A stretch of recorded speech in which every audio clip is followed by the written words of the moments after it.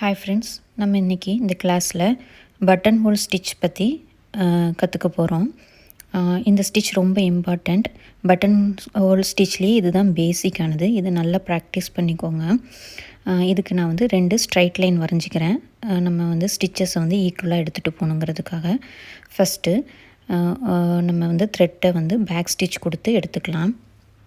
பாருங்கள், ஃபஸ்ட்டு த்ரெட்டை back stitch கொடுத்து எடுத்துகிட்டு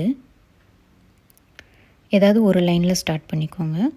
ஸ்டார்ட் பண்ணிவிட்டு அப்படியே அந்த த்ரெட்டை கீழே உள்ள லைனுக்கு இழுத்து அங்கே ஒரு ஸ்டிச் கொடுத்து பக்கத்துலேயே ஒரு சின்ன ஸ்டிச் கொடுத்துட்டு அப்படியே த்ரெட்டை அதுக்கு ரைட் சைடு ஒரு டிஸ்டன்ஸில் எடுத்துகிட்டு போகணும். இந்த டிஸ்டன்ஸ்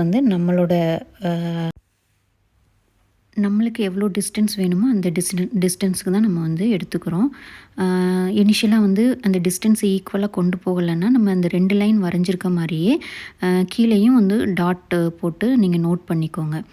ஸோ உங்களுக்கு ஈஸியாக இருக்கும். இங்கே பாருங்கள், அந்த ரைட் சைடில் எடுத்துகிட்டு போயிட்டு அங்கே ஒரு ஸ்டிச் நம்ம கொடுத்துட்டு அப்படியே த்ரெட்டை மேலே எடுத்துகிட்டு போகணும். அந்த த்ரெட் எடுத்து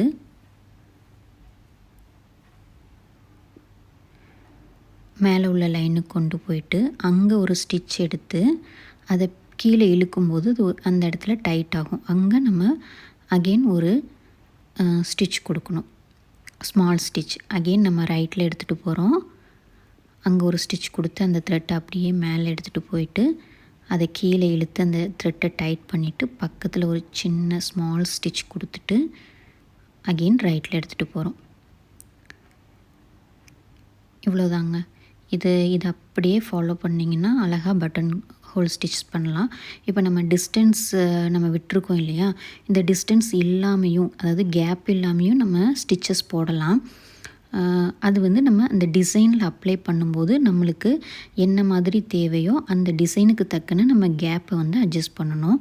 நான் உங்களுக்கு இந்த ஸ்டிச் அப்படியே கேப் இல்லாமல் நெருக்கமாகவும் போட்டு காட்டுறேன். அகெயின் நான் இந்த ஸ்டிச்சை உங்களுக்கு கொஞ்சம் க்ளோஸாகவே காட்டுறேன் பாருங்கள். ஃபஸ்ட்டு ஒரு ஸ்டிச் எடுத்துக்கோங்க. எடுத்துகிட்டு அதை அப்படியே ரைட் சைட் கொண்டு போயிட்டு ஸ்டிச் பண்ணிட்டு மேலே அந்த த்ரெட் அப்படியே மேலே கொண்டு போய் கீழே இழுத்திங்கன்னா டைட் ஆகும். டைட் ஆகிட்டு அந்த இடத்துல ஒரு ஸ்மால் ஸ்டிச் போட்டுக்கோங்க. இவ்வளோதான், ரொம்ப சிம்பிள். இந்த ஸ்டிச் ரொம்ப இம்பார்ட்டன்ட். ஸோ நல்லா ப்ராக்டிஸ் பண்ணி வச்சுக்கோங்க. நான் இப்போ இதையே க்ளோஸ்அப், அதாவது கேப் இல்லாமல் க்ளோஸாக நான் போட்டு காட்டுறேன் பாருங்கள். சேம் மெத்தட் தான், நான் மெத்தடு மாற்றவே இல்லை. ஜஸ்ட் அந்த கேப் விடாமல், அதாவது ரைட் சைடு எடுத்துகிட்டு போய் கேப் விட்டோம் இல்லையா, அது இல்லாமல் அப்படியே நான் ஸ்டிச் கொடுத்து நெருக்கமாக கொண்டு போயிட்டுருக்கேன். இதை நம்ம ஃப்ளவருக்கு யூஸ் பண்ணலாம், லீஃப்க்கு யூஸ் பண்ணலாம். நிறைய டிசைனுக்கு நம்ம டிசைனுக்கு தகுந்தவாறு நம்ம இந்த ஸ்டிச்சஸை யூஸ் பண்ணிக்கலாம். ஃபஸ்ட்டு ஸ்ட்ரைட் லைனில் நல்லா ப்ராக்டிஸ் எடுத்துக்கோங்க. அடுத்து நம்ம டிசைனில் அப்ளை பண்ணும்போது உங்களுக்கு நிறையா டவுட் வரும். நம்ம ஸ்டிச்சஸ் மட்டும் பழகினா பத்தாது, அதை டிசைனில் போட்டு ப்ராக்டிஸ் பண்ணணும். அப்போ தான் நம்மளுக்கு நிறைய டவுட்ஸ் கிளியர் ஆகி நம்ம பின்னாடி ப்ளவுஸ் டிசைன் ஸ்டார்ட் பண்ணும்போது ஈஸியாக நம்ம அதில் போட முடியும். நான் நெக்ஸ்ட்டு கிளாஸில் எப்படி இதை டிசைனில் அப்ளை பண்ணலாங்கிறத நான் உங்களுக்கு எக்ஸ்பிளைன் பண்ணுறேன்.